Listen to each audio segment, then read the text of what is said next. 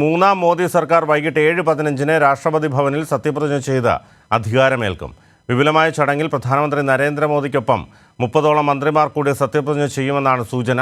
വിവിധ രാജ്യങ്ങളിൽ നിന്നുള്ള പ്രധാനമന്ത്രിമാരും പ്രസിഡന്റുമാരും ചടങ്ങിൽ പങ്കെടുക്കും. കേരളത്തിൽ നിന്ന് സുരേഷ് ഗോപിയും ജോർജ് കുര്യനും മന്ത്രിമാരാകും. മന്ത്രിമാരുടെ വകുപ്പുകളിൽ അന്തിമ തീരുമാനം നാളെയോടെ. വിവരങ്ങൾ വിഷ്ണു തലവൂർ നൽകും. വിഷ്ണു, സത്യപ്രതിജ്ഞ ഇന്നാണ്. 7:15 രാഷ്ട്രപതി ഭവനിലാണ് സത്യപ്രതിജ്ഞാ ചടങ്ങുകൾ. വിപുലമായ ചടങ്ങിൽ പ്രധാനമന്ത്രി നരേന്ദ്രമോദിക്കൊപ്പം 30ഓളം മന്ത്രിമാർ കൂടി സത്യപ്രതിജ്ഞ ചെയ്യും എന്നാണ് ലഭിക്കുന്ന വിവരങ്ങൾ. എന്തൊക്കെയാണ് അവിടെ നൽകാൻ കഴിയുന്ന കൂടുതൽ വിവരങ്ങൾ? ബിനു, തീർച്ചയായിട്ടും മൂന്നാമതും പ്രധാനമന്ത്രിയായിട്ട് നരേന്ദ്രമോദി ഇന്ന് വൈകിട്ട് 7:15 കൂടിയാണ് സത്യപ്രതിജ്ഞ ചെയ്യുക. അതോടൊപ്പം തന്നെ നിലവിൽ നരേന്ദ്രമോദിക്കൊപ്പം BJP മന്ത്രിമാരും അതിനു പുറമെ സഖ്യകക്ഷികളിൽ നിന്നുള്ള മന്ത്രിമാരും ഇന്ന് വൈകിട്ട് സത്യപ്രതിജ്ഞ ചെയ്യുമെന്നാണ് അറിയിച്ചിരിക്കുന്നത്. കേരളത്തിൽ നിന്ന് 2 മന്ത്രിമാരായിരിക്കും ഇന്ന് സത്യപ്രതിജ്ഞ ചെയ്യുക. സുരേഷ് ഗോപിയും ജോർജ് കുര്യനുമായിരിക്കും കേരളത്തിൽ നിന്നുള്ള മന്ത്രിമാർ.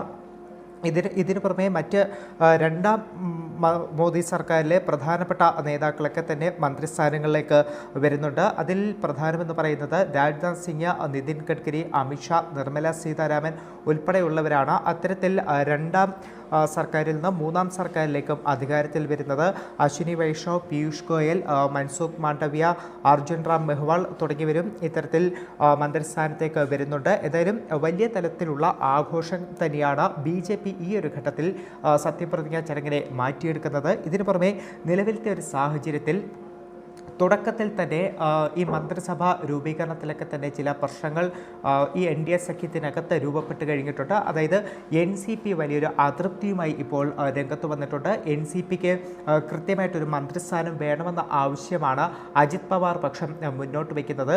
കാരണം നിലവിൽ ഒരു ക്യാബിനറ്റ് മന്ത്രിപദം വേണമെന്ന ആവശ്യം അജിത് പവാർ പക്ഷം മുന്നോട്ട് വയ്ക്കുന്നു. പക്ഷേ BJP അതിന് വഴങ്ങാൻ തയ്യാറാകുന്നില്ല എന്നതാണ് മനസ്സിലാക്കാൻ കഴിയുന്നത്. നിലവിലത്തെ സാഹചര്യത്തിൽ NCP അജിത് പവാർ പക്ഷത്തിന് ഒരു സഹമന്ത്രി സ്ഥാനം, സ്വതന്ത്ര ചുമതലയോട് കൂടിയ ഒരു സഹമന്ത്രി സ്ഥാനം നൽകാൻ മാത്രമാണ് BJP തയ്യാറാകുന്നത്. പക്ഷേ അതിനോട് യോജിക്കാൻ അജിത് പവാർ പക്ഷം തയ്യാറാകുന്നില്ല. അത്തരത്തിൽ തുടക്കത്തിൽ തന്നെ ഒരു കല്ലുകടിയിലേക്ക് ഈ സത്യപ്രതിജ്ഞാ ചടങ്ങിന് മുന്നേ തന്നെ അത്തരത്തിലുള്ള അസ്വാരസ്യങ്ങളിലേക്കും NDA കടക്കുന്നുണ്ട് എന്നതിൻ്റെ ചില റിപ്പോർട്ടുകൾ കൂടി പുറത്തു വരുന്നുണ്ട്. അതോടൊപ്പം തന്നെ മറ്റൊരു പ്രധാനപ്പെട്ട കാര്യം, ഈ സത്യപ്രതിജ്ഞ ചെയ്യാനുള്ള മന്ത്രിമാരുടെ പട്ടികയൊക്കെ ആയെങ്കിൽ പോലും ഇതുവരെ ആർക്കൊക്കെ ഏതൊക്കെ പദവികൾ മന്ത്രിസ്ഥാനങ്ങൾ നൽകണമെന്നതിൽ ഒരു തീരുമാനമായിട്ടില്ല. നാളെയോടുകൂടി മാത്രമായിരിക്കും ഇന്ന് സത്യപ്രതിജ്ഞ ചെയ്യുന്നവരുടെ ഒരു പോർട്ട്ഫോളിയോ നമുക്ക് അറിയാൻ കഴിയുക. നിലവിലത്തെ സാഹചര്യത്തിൽ പ്രധാനപ്പെട്ട വകുപ്പുകൾ, അതായത് ആഭ്യന്തരം, ധനകാര്യം, വിദേശകാര്യം ഉൾപ്പെടെയുള്ള പ്രധാനപ്പെട്ട വകുപ്പുകൾ, ലോക്സഭാ സ്പീക്കർ സ്ഥാനം എന്നിവയൊക്കെ തന്നെ നിലനിർത്തുക എന്നതാണ് BJP ആവശ്യപ്പെടുന്നത്. പക്ഷേ സഖ്യകക്ഷികൾക്ക് അതിൽ വലിയ എതിർപ്പുണ്ട്. പ്രത്യേകിച്ച് JDU, TDPയും ഒക്കെ ഇത്തരത്തിൽ താക്കോൽ സ്ഥാനങ്ങൾ തന്നെ വേണമെന്ന ആവശ്യമാണ് മുന്നോട്ട് വയ്ക്കുന്നത്. എന്തായാലും അതിലൊരു അന്തിമ തീരുമാനം നാളെയോടുകൂടി മാത്രമായിരിക്കും ഉണ്ടാവുക. ഇതിനു പുറമെ മറ്റൊരു കാര്യം കൂടി നമുക്ക് എടുത്തു പറയേണ്ടത്, നിലവിൽ മൂന്നാം മോദി സർക്കാർ അധികാരത്തിലേക്ക് വരുമ്പോൾ ഇപ്പോഴത്തെ BJP അധ്യക്ഷനായിട്ടുള്ള JP നദ്ദയെ മന്ത്രിസഭയിലേക്ക് കൊണ്ടുവരുന്നുണ്ട്. ക്യാബിനറ്റ് പദവിയുള്ള മന്ത്രിസ്ഥാനമായിരിക്കും JP നദ്ദയ്ക്ക് കൊടുക്കുക. അത്തരത്തിൽ JP നദ്ദ മന്ത്രിസഭയിലേക്ക് വരുമ്പോൾ BJP അധ്യക്ഷനായിട്ട് ആര് വരും എന്നുള്ള കാര്യത്തിലും വലിയൊരു ചോദ്യം നിലനിൽക്കുന്നുണ്ട്.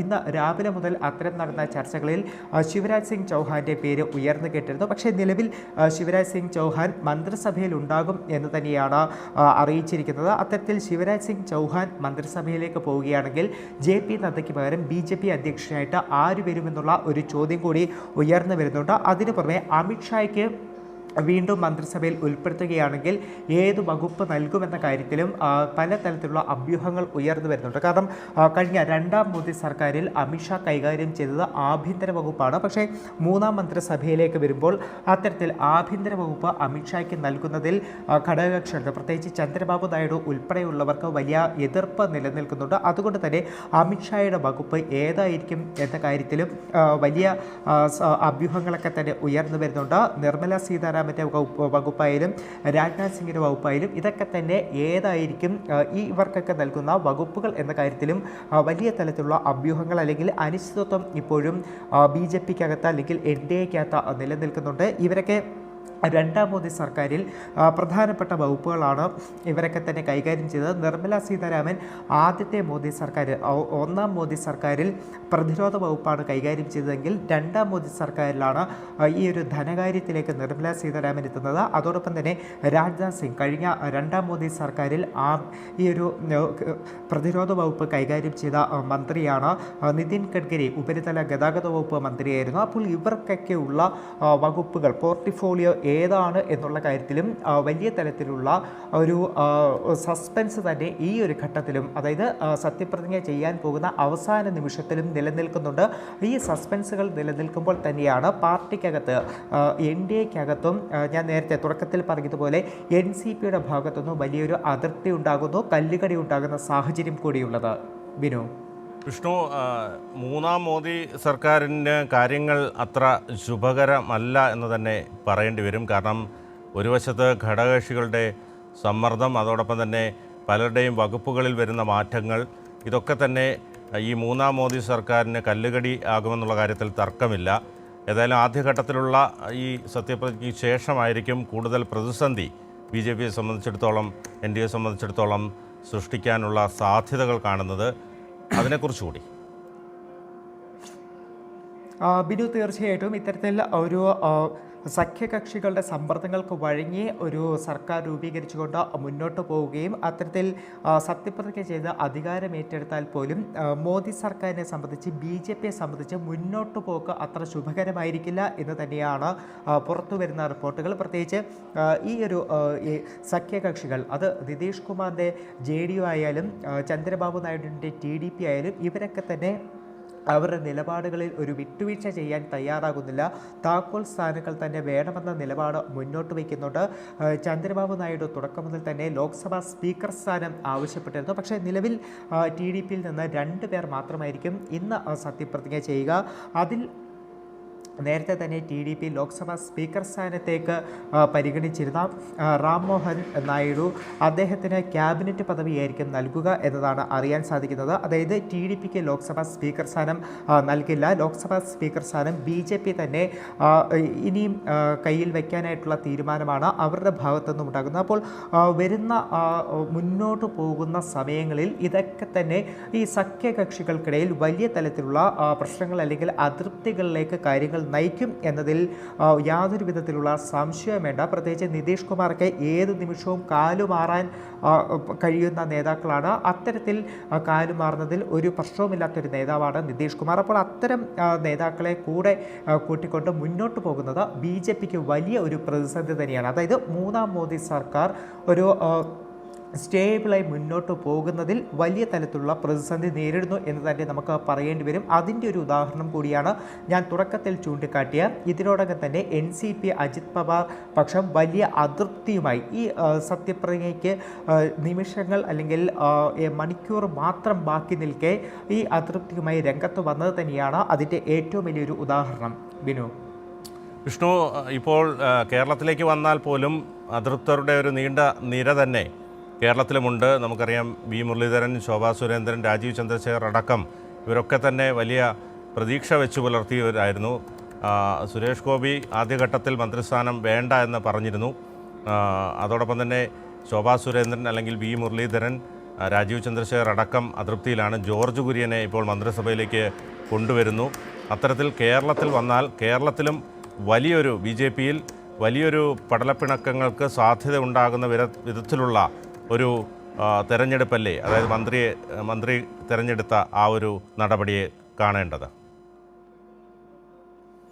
ബിനു, തീർച്ചയായിട്ടും കേരളത്തിൻ്റെ കാര്യത്തിലേക്ക് വന്നു കഴിഞ്ഞാൽ കേരളത്തിൽ 2 മന്ത്രിസ്ഥാനമാണ് കേരളത്തിന് വേണ്ടി തന്നിരിക്കുന്നത്. ഒന്ന്, സുരേഷ് ഗോപിയുടെ പേര് തൃശ്ശൂരിൽ ജയിച്ചത് മുതൽ നമ്മൾ പറഞ്ഞു കേൾക്കുന്നതാണ്. അതോടൊപ്പം തന്നെ ഇന്നും രാവിലെ പല വിധത്തിലുള്ള ചർച്ചകൾ ഒക്കെ തന്നെ സുരേഷ് ഗോപി മന്ത്രിസ്ഥാനത്തേക്ക് വരുന്നതിൽ നടന്നിരുന്നു. അതിൽ ഏകദേശം ഒരു 11 മണിയോടുകൂടിയാണ് സുരേഷ് ഗോപി കേന്ദ്ര മന്ത്രിസഭയിൽ ഉണ്ടാകുമെന്നുള്ള കാര്യത്തിൽ ഒരു സ്ഥിരീകരണം ലഭിക്കുന്നത്. അതോടൊപ്പം തന്നെ കേരളത്തിൽ നിന്നുള്ള 2ാമത്തെ മന്ത്രിസ്ഥാനമാണ് വളരെ സർപ്രൈസിങ് എൻട്രി എന്ന് തന്നെ നമുക്ക് പറയേണ്ടി വരും. ജോർജ് കുര്യൻ എങ്ങനെയാണ് മന്ത്രിസഭയിലേക്ക് വന്നത് എന്നതിൽ ഇപ്പോഴും ഒരുപക്ഷെ സംസ്ഥാന ഘടകത്തിന് പോലും ഒരു ആശ്ചര്യം ഉണ്ടാകാനുള്ള സാധ്യതകൾ നിലനിൽക്കുന്നുണ്ട്. കാരണം ഇതുവരെ ജോർജ് കുര്യൻ്റെ പേര് ഒരു സാഹചര്യത്തിൽ പോലും പറഞ്ഞു കേട്ടിരുന്നില്ല. പക്ഷേ ഇന്ന് രാവിലെ മുതലാണ് ജോർജ് കുര്യൻ ഇത്തരത്തിൽ മന്ത്രിസഭയിലേക്ക് വരുമെന്നുള്ള കാര്യത്തിൽ ഒരു സജീവ ചർച്ചകൾ ഉണ്ടാകുന്നത്. അതിനുശേഷം ഈ സുരേഷ് ഗോപിയുടെ മന്ത്രിസ്ഥാനം സ്ഥിരീകരിക്കുന്നു. സുരേഷ് ഗോപിയുടെ മന്ത്രിസ്ഥാനം സ്ഥിരീകരിക്കുമ്പോൾ ജോർജ് കുര്യൻ കാണില്ല, ഒരു മന്ത്രി മാത്രമായിരിക്കും കേരളത്തിൽ ഉണ്ടാവുക എന്നതിലേക്ക് കാര്യങ്ങൾ എത്തുന്നു. പക്ഷേ പിന്നീടാണ് നരേന്ദ്രമോദി നടത്തിയ ആ ഒരു ചായ സത്കാരത്തിൻ്റെ ദൃശ്യങ്ങൾ പുറത്തു വന്നപ്പോൾ ആ ചായ സത്കാരത്തിൽ ജോർജ് കുര്യനും പങ്കെടുക്കുന്നതിൻ്റെ ദൃശ്യങ്ങൾ പുറത്തു വരുന്നു. ആ ദൃശ്യങ്ങളിൽ നിന്നാണ് ജോർജ് കുര്യൻ ഇത്തവണ മൂന്നാം നരേന്ദ്രമോദി സർക്കാരിൽ മന്ത്രിയായി ഉണ്ടാകുമെന്നുള്ള കാര്യത്തിലൊരു സ്ഥിരീകരണം വരുന്നത്. എന്തായാലും ഇതൊക്കെ തന്നെ സംസ്ഥാന ഘടകത്തെ സംബന്ധിച്ച് വലിയ തലത്തിലുള്ള പ്രശ്നങ്ങൾ അല്ലെങ്കിൽ പടലപ്പിണക്കങ്ങളിലേക്കൊക്കെ തന്നെ നീങ്ങുന്ന കാര്യങ്ങളാണ്. പക്ഷേ BJP ദേശീയ നേതൃത്വത്തെ സംബന്ധിച്ചുകൊണ്ട് ഒരു ജാതി സമവാക്യം മുൻനിർത്തിക്കൊണ്ടാണ് ഇത്തരത്തിൽ ജോർജ് കുര്യനെ കൂടി മന്ത്രിസഭയിൽ ഉൾപ്പെടുത്താനായിട്ട് ഒരു തീരുമാനം കൈക്കൊള്ളുന്നത്. അതോടൊപ്പം കൂട്ടിച്ചേർത്ത് നമുക്ക് പറയേണ്ട മറ്റൊരു കാര്യം കൂടിയുണ്ട്. അതായത് സംസ്ഥാന അധ്യക്ഷനായിട്ടുള്ള K. സുരേന്ദ്രൻ സ്ഥാനം ഒഴിയുന്ന ഒരു സാഹചര്യം കൂടിയാണ് ഇപ്പോഴുള്ളത്. അദ്ദേഹത്തിൻ്റെ ടേം അവസാനിക്കുന്നത് കൊണ്ട് തന്നെ സുരേന്ദ്രന് സ്ഥാനം ഒഴിയേണ്ടി വരും.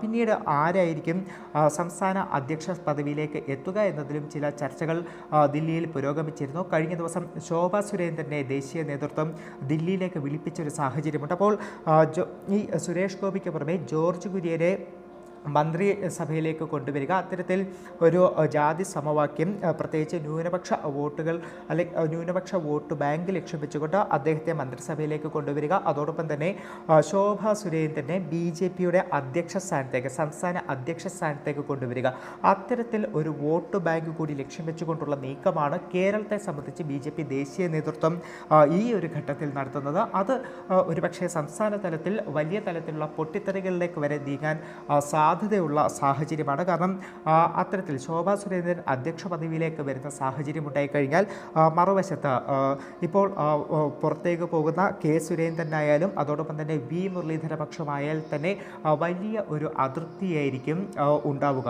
ബിനു, തീർച്ചയായും വിഷ്ണു സൂചിപ്പിച്ചതുപോലെ തന്നെ ഇപ്പോൾ മുരളീധര പക്ഷം, അതായത് K. സുരേന്ദ്രൻ മുരളീധര പക്ഷം പൂർണ്ണമായും അവഗണിക്കപ്പെടുന്ന തരത്തിലേക്ക് കാര്യങ്ങൾ എത്തുകയാണ്. ശോഭാ സുരേന്ദ്രൻ കൂടി അധ്യക്ഷ സ്ഥാനത്തേക്ക് വരുന്നതോടുകൂടി ഇവരുടെ ഒരു അപ്രമാദിത്യം കേരളത്തിലെ BJPയിൽ നഷ്ടപ്പെടുകയാണ്. അതുകൊണ്ട് തന്നെ സ്വാഭാവികമായ രണ്ട് വിഭാഗങ്ങളായി വലിയൊരു ഗ്രൂപ്പ് യുദ്ധം അല്ലെങ്കിൽ ആ രീതിയിലേക്ക് കാര്യങ്ങൾ എത്താനുള്ള സാധ്യതയായിരിക്കും കേരളത്തിൽ കാണുന്നത്. എങ്ങനെ കാണുന്നു വിഷ്ണു?